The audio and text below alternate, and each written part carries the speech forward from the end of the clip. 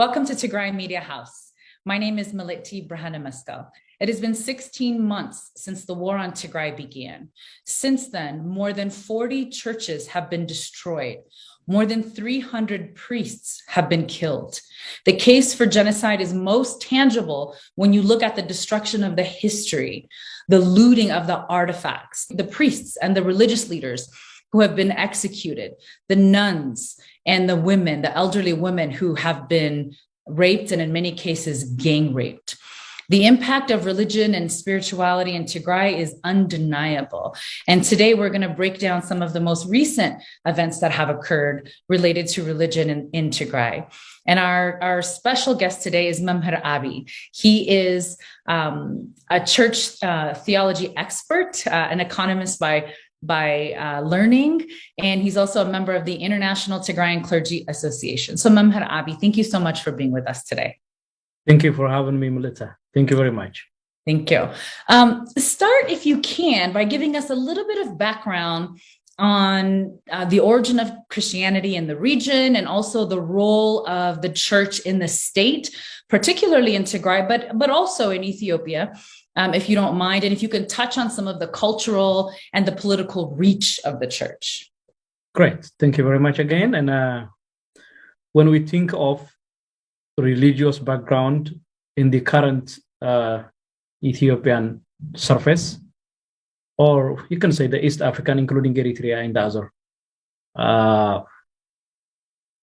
it would go way back to the Axumite time, even before. So believing in God or practicing spiritual activities didn't start with the emerging of Christianity, the first century. It would go way back to the ancient period, and our ancestors were clearly aware of the Almighty God, and there was a clear and close connection with the Old Testament practices. We can refer Queen of Sheba, who was in Aksum and who was ruling pretty much the entire Africa. Some researchers would recommend. Some of them would consider her as a king of the eastern part and the southern Arabic Peninsula, and it can go all the way to the Madagascar area. But specifically talking, she was the leader of the Aksumite kingdom, and she was one of the historically distinguished female leaders of our history. So she went to visit King Solomon of Israel, and from her visit and from her dialogue, from her idea exchange, the people of the current East Africa were indicated as God worshipper, as a godly society, and we can see that registered at the Book of Kings, and other non-biblical sources can give us a great ground on that one. When we come to the New Testament, still the name of the area can be referred sometimes as Abyssinian, sometimes as Savian, sometimes as Ethiopian, but still the same area, which is Aksum-centered area. And the treasurer of the queen at that time went to Jerusalem to visit the Holy Land and to celebrate the Pentecoste, annual celebration. And the book of Acts, chapter 8, registered it. His visit, and he was baptized by the apostle Philip, and he went back to Aksum. And the history of Christianity started at that time, because the people at that time were pretty much believers of the Old Testament. They were waiting for the prophets, and they've been following, the David and Solomon and other Simons, and for that matter, they've been practicing the worship of the Torah and all the activities we can find in Jerusalem and its surrounding. It was also at the same time in the current place, Aksum. So and it became a state religion, right? Exactly. So what it makes it different is in other areas, Christianity was expanding with paying a lot of prices. After a lot of martyrs struggled, and at the end, it will be consolidated as a belief in the other countries. But when it comes to our country, it didn't happen that way. It was a peaceful integration because the people was believer, and it came through the state's personalities. Then that makes it pretty much simpler, because in other, including in Europe and the current Asia, the opponents were the state personalities, the political leaders. But when it comes to our history, the kings and the kingship society was the first to accept Christ as a Lord and Son of God. So that makes it easier to expand in the fertile of Old Testament. So this was the point. And after that, Abuna Salama came from Syria as a visitor, and it was supporting the government system at the first place because he knew Greek at that time. And Greek was pretty much international language and business language at that time. So the King Tazir of Aksum wanted his assistance in language and the communication matters, but he turned it up teaching his kids at that time, Izana and Saizana, the basics of Christianity, that somehow they know about the Messiah and the Christ. And it became easier for him to teach Christianity because there was a ground who was established by the treasurer of the king of Hindake, they would call, and it was the teaching and the belief were expanded for the last 300 years, but it was not official. It was not official religion. Then by Abuna Salama, it became the church became state church, and the Christianity become the mainstream belief of that society at that time. And Tigray in particular is, I think, if I'm not mistaken, 95% of the people are Christians, right? Exactly, 100% in Tigray, I would say, believers in some way, but a little bit, about 5% are Muslim brothers, and the 95 are Christian. There are new developments in the Protestant, and some of them Catholic, but pretty much you can say the overwhelming majority is the Orthodox Christian because of several historical precedences. And one personality to mention on this one is Saint Yared, who was born and served church at the pretty much early stage of the church in Aksum. He accomplished a magnificent accomplishment both in the arts way and the theological side. And he is well distinguished by even outsider researchers. During his time, there was a church separation. We're going to talk about it, maybe later, in the Europe atmosphere. And a number of spiritual fathers were coming to Aksum to seek protection and a peaceful environment for their service. Then historically, we know the 9 saints, Abuna Aragawi, Abuna Sahma, Abuna Imata, Abuna Afse, Abuna Pentelewe, and the rest. Those 9 fathers came up, and Aksum, accept them with dignity and respect. They ended up, translating a lot of New Testament books to Ge'ez, because most of them were Latin speakers and actually Greek speakers. So at that time, Greek was still, the intellectual and the business language in the Europe and Asia Minor. They helped a lot, and they established monasteries pretty much. Most monasteries, they still in Tigray, are established by the 9 saints. So Christianity was, looks like this way when it gets established in the Tigray and its surroundings. Okay. And I want you to talk a little bit about like church governance. I know that can be kind of dry, but just a little bit of information about how is the church organized? Where is the seat of the Ethiopian Orthodox Church? Who is the head? And what are their decision-making roles? Very good. So when we come to the church governance, well, it is religious governance. It's not a public governance, so it follows its own teachings. So when Jesus Christ appointed the 12 apostles. They were the first leaders of the church. Then the clergyhood and the priesthood, the grace and everything were coming down from their time all the way to our era. Then, the bishops, the patriarchs are the representative of the apostles. Then they established dioceses and archdioceses. And after that, they were established local churches. So this comes from the patriarch all the way down to a local church, is the structure of the church from its, spiritual teaching and even historical development shows that kind of governance structure.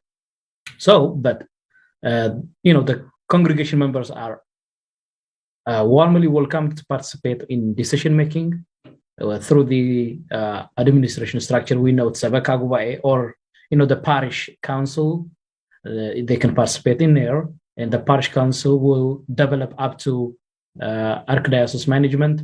Then after that, it will come to the synod all the way back to the Holy Synod administration. So this is what the main administration structure of a church is. It is not a new development. It has been for centuries like that. Mm-hmm. So then who is the head of the Ethiopian Orthodox Church today? Okay, so the Ethiopian Orthodox Church, as the Oriental churches, and the other Eastern Orthodox churches, pretty much they follow the same administration structure. So the head of a church is Christ in general. So because he taught us so, and the apostles taught us so, so the head of the church is Christ. But the direct representative of Christ in this world, it will be in a specific church, will be the patriarch. The patriarch is the ultimate father of the church. So he is the one who's going to appoint bishops and archbishops, and them after they will appoint priestess and deacons. So the ultimate father, you call it father, general father of the church, is the representation of Christ in flesh, is the patriarch. So officially, the current Ethiopian Orthodox head is Abuna Matthias, the patriarch, even though he is not allowed to practice his authority or to take care of his responsibility. So he is the ultimate leader, but he is subject to the Holy Synod. So we do not follow a single person dominance of leadership. It is a council leadership. There is such kind of tradition in the Catholic Church, but in the Orthodoxy, we kind of follow the council leadership, which is a council of bishops. We call it synod, and the head of the synod is the patriarch. Got it. So there was some devastating video that was circulating today. I don't know if you saw it with Abune Matthias. He was sitting at a table, and looked like there were many priests there, and they were pulling the mic from him when he was trying to speak. So he was being silenced essentially, and I'm sure that's because of his voice on the war on Tigray. Let's just talk a little bit about what's been happening. We're going to circle back to that because there is some recent news about Tigray and the Tigrayan Orthodox Church and some separations. But let's just talk for a minute about the devastation and what I call spiritual warfare that's happening in Tigray. We know there have been dozens and dozens and dozens of documented massacres in Tigray. And many of those massacres have occurred on religious days and in religious spaces and religious sites. One of which is the massacre that happened at Mariam Zion. Mm-hmm. We know that at least the numbers are at least 700, but I'm sure there are more people who were killed in that really devastating event by Eritrean soldiers. We can talk about Mariam Dengelet, which was a terrible massacre, which included 20 Sunday school children who were killed. Mm-hmm. And then we hear about, situations where in one instance, dozens of priests are killed all at the same time. Yeah. Can you talk a little bit about the significance of choosing these holy sites and specifically on religious days? And I mean, if we're being honest, our priests are keepers of the history, are protectors of the land. So you kill a priest, that's a big deal. So talk a little bit about why you think these specific places are being chosen and on these specific days. What is that message? Very good. Let me begin with this. It is very disappointing when you see somebody stopping a patriarch from speaking. That is very painful, disappointing. But it is because the nation, as a social bond or as a political entity, is getting out of norms. There is no value. There is rule of law, regardless of that, but there is also almost insignificant sense of humanity in that country. That's why individuals are getting and stopping a patriarch, who is the general father, the ultimate father of the church for its spiritual activities. And even he's an elderly father for the country. He's 80-something years old. And frankly, a voice of God. To silence the patriarch is to silence the voice of God. That's why that was so devastating to watch. Exactly. See, the contribution of the church in history to the state's system and governance was very significant. The church was a center of intellectual contribution for the church system. Most of the historical writers, most of the lawyers and legal experts were from the church. So the church was a huge contributor of the Ethiopian governing and state apparatus. And the church was actually promoting ethics for centuries. So the norms, the traditions, the customs are a production of the church presence in the country. And also, the church was an anchor of unity for the people. The place where people can build trust among themselves. It was a social bond, strong social bond for the different ethnic cities in Ethiopia. But because of this institutional stagnancy that's happening in the church for the last 20, 30 years, you can say, or because the church as an institution is hijacked by political motivated people, even by some associations and organizations who use the church as a coverage and their activity and their aim, their goal, they want to accomplish it 100% different from the church's motive. We lost the contribution we should get from the church in both sides, in its own institutional progress, and at the same time, the contribution it could contribute to the state's culture of the country. That's why they're stopping their own father. And when I come to the point you mentioned, they killing clergy, they killing priestess, youngsters, Sunday school students, and the church didn't say anything. As a spiritual entity and moral center of the country, the church should be the first to speak out, stop killing innocents, leave alone its own servants, leave alone its own direct members. But we are denouncing the church right now because there is not a single value you can get from the church at this time. It's completely bankrupt institution. That's why we're getting. Let me finish this point. Sure. You said why they selecting these places, why they going to Aksum and Danglat and other monasteries and killing priests and innocents, because they want to destroy the Tigrayan pride. They want to destroy the heritage. They want to destroy the sense of spiritual togetherness from the people. The leaders of this disaster may have multiple causes when they do this all distractions. Number one, like they are doing it to eliminate the people of Tigray from the face of the earth. Number two, to eliminate the orthodoxy the Orthodox Church from the surface of the country. You can say, if you destroy Aksum, what are you going to left with?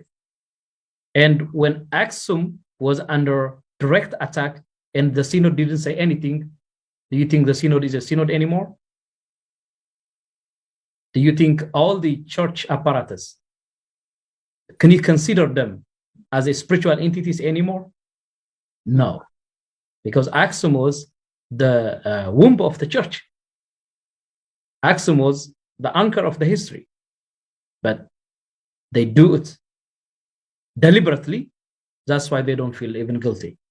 This is like what I can say right now. They are doing it primarily to destroy the Tigrayan pride, because the Tigray people are Christian people to the most, 95%. So the norm, the discipline, and the legal culture we have is a product of the church's presence in the land. So if they destroy the church and the clergy and the priestess, they are shorting the time they can invest on destroying every single thing in Tigray.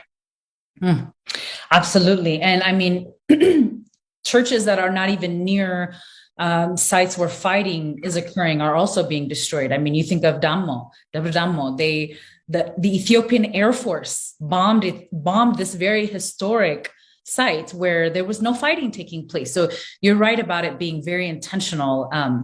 Aksum, when I describe Aksum to foreigners, I always say Aksum is to Christians what Mecca is to Muslims.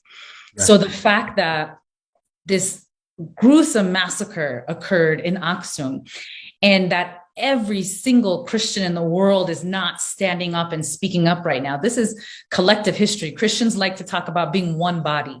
Well, if it's one body, the heart is bleeding right now. And Christians around the world are not taking a stand. And this is an emergency. And so if there's a message for Christian brothers and sisters around the world who are watching this show, it's what are you doing? What is your church doing as your history is being destroyed? So we like to talk about Aksum and all of these artifacts and things as ours, but they really belong to all Christians. And so, for those who don't know, Mariam Zion is where the Ark of the Covenant is held. The Ark of the Covenant is said to house the original 10 commandments, the original cup that Jesus drank from during the Last Supper, among other things. So you could see this as an attack on your very beliefs. And these things are showing up on eBay right now. You have ancient centuries old Bibles that are showing up for sale on eBay and other sites. Okay, so last week, the Tigrayan Orthodox Church announced its separation from the Ethiopian Orthodox Church. This week, we heard that the Tigrayan Islamic Affairs Supreme Council also said it's separating from the Ethiopian Islamic Affairs Supreme Council. I feel like this is much more significant than we can even understand right now, because it's clear that Tigrayans take their leadership from their religious institutions. And if the religious institutions are making these moves, what does that say? So first of all, tell us what the actual separation means, and then tell me how you interpret that. All right. So separation been happening in church throughout the history, based on different measurements. For example, based on dogmatic differences, based on differences in doctrine, church has been separating. For example, go back to the fourth, 5th century. The Eastern Church and the Western Church was separated because of simply doctrine issue. Mm-hmm. There was a politics in it. The Roman empires played a significant role on the church separation, because the difference came up. They want to have a strong control on the church, and the eastern side, the church didn't like it, and that developed to make even biblical interpretation differences. Then on the nature of Christ, there was differences on interpretation. Then the church split it, and we become Eastern Orthodox, and the other part became the Western Catholic. Other than that, there was no such kind of difference in a while, but in the 15th century, the Protestant movement came up, and the same reason was doctrine at the same time, and some other interpretation wise. There was also a political reason behind it, but more specifically was religious than political. And this was the historic two main separations we can remember. The first, the Western and Eastern separation, and 16th century Protestant movement. Other than that, there is another measurement, administration separation. For example, the Ethiopian Orthodox Church were under Egypt Coptic Church for centuries. I mean, starting from the Aksumite time up to 60 years ago, our bishops were coming from Coptic Church from Cairo, and our synod was in Cairo, actually. So through several dialogues and negotiations, the Egyptians allowed us to have our own synod, and we ended up having our own synod, and we started appointing our own patriarchs and bishops and archbishops. So this was a separation following to peaceful administrational purposes. Next, we can remember the separation of the Ethiopian and Eritrean Church. This was a little bit different. It was a separation following to political differences. When Eritrea declared its own independence, then the church in Eritrea had to develop its own management. Then they organized their own synod, and the Coptic Church helped them. And that way they came up with their own church administration and stuff. Other than that, there was no such kind of difference that we're making right now. The Tigrayan Orthodox Church and the Ethiopian Orthodox Church separation is because of a genocide. Period, right there. It was not because of a dogma or doctrine dialogue or interpretation differences. It was not a peaceful separation for administration purposes. It was not following a political separation. Then after, administration division. It is because of genocide. The church leaders in Tigray wrote several letters to the synod in Addis Ababa, calling to condemn this genocidal war, calling to help stop this genocide for the good of the people of Ethiopia in general, and the direct victim, the people of Tigray in particular. Even the church association in the diaspora, the Tigrayan Church Association, called several times for peaceful resolution so the synod can take its own responsibility, spiritual and moral responsibility. They declined to all those callings and requests. And finally, there is no religious or moral obligation for any people to work with denial organization, to work with a genocide supporter organization, so this is even for the good of the church itself, because the orthodoxy shouldn't be represented in any manner by killing, destroying an ethnic group in any way. So staying in Ethiopian Orthodox Church without questioning the activities they have been doing directly and indirectly is just supporting the genocide.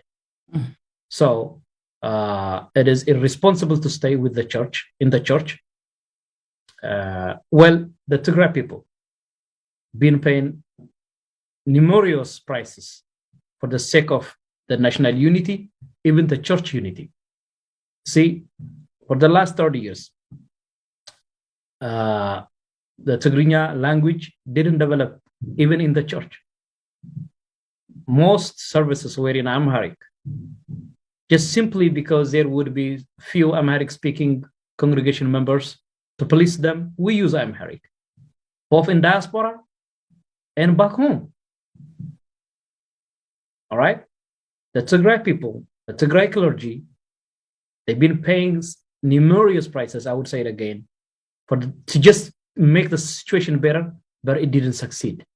It didn't work. So at this moment, the synod itself is a criminal synod because they officially support the war. They denied the massacre in Aksum and other places of Tigray. Those places were their own places. They should protect them. They should be the first advocates for whatever happened in Tigray, because like you said, that's the people of Tigray is not just the people of Tigray. It is a congregation member of the Ethiopian Orthodox Church. So the church obviously couldn't protect its own membership, its own members. So there is no single moral or spiritual ground the Tigrayan people or the Tigrayan clergy can work with the Ethiopian Synod. So finally, they are officially separated right now. It is because not dogma or doctrine or administration or political differences. It is simply because of the genocidal act and the genocidal support the church officials have been doing. And I don't think any people of goodwill can oppose the move of the Tigrayan Orthodox leaders have been doing so far. Absolutely. Absolutely. We look to our religious institutions to be, like you said, to take a moral stance, if nothing else, a moral stance against injustice. Wow, it's a powerful, really monumental, significant event.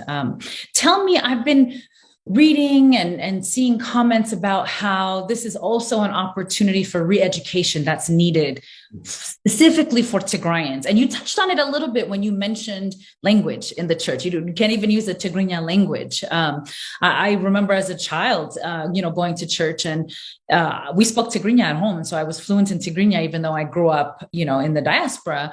But we would go to church, and although most of it is the messaging would be in Amharic and not understanding.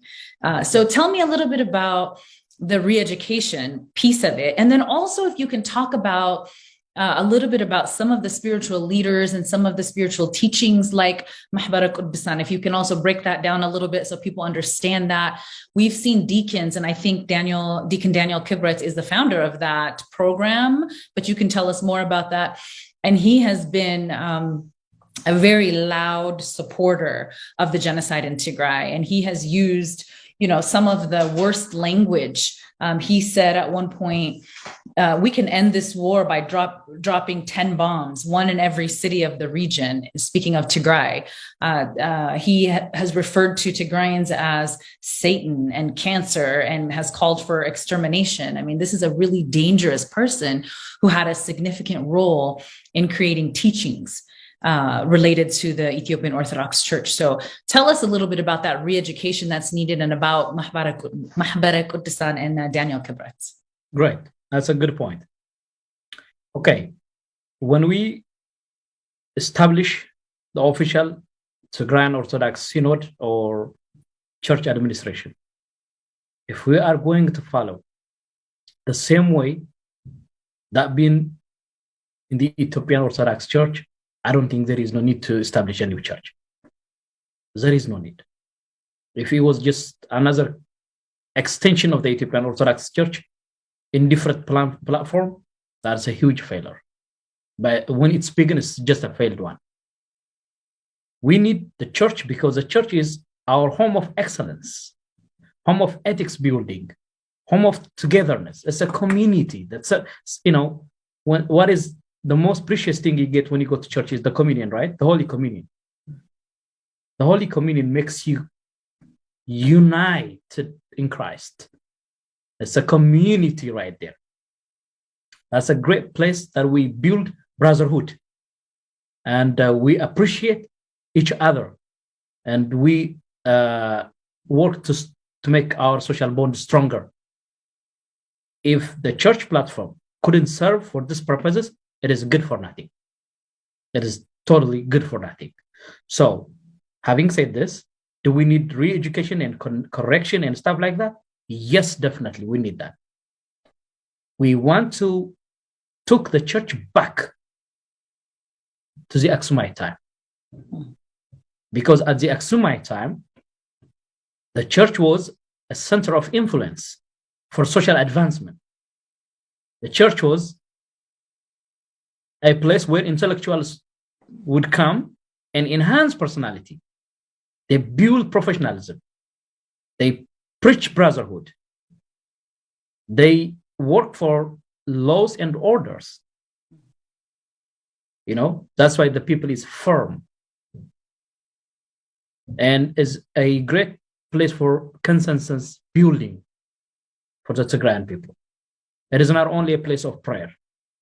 It is not only a place where you, go there and put your frustration or something like that. It's not only pastoral consultancy place. It is a place of social advancement. That's what we have missing in the Ethiopian Orthodox Church, and that is what we want to see in the Tigrayan Orthodox Church. So, and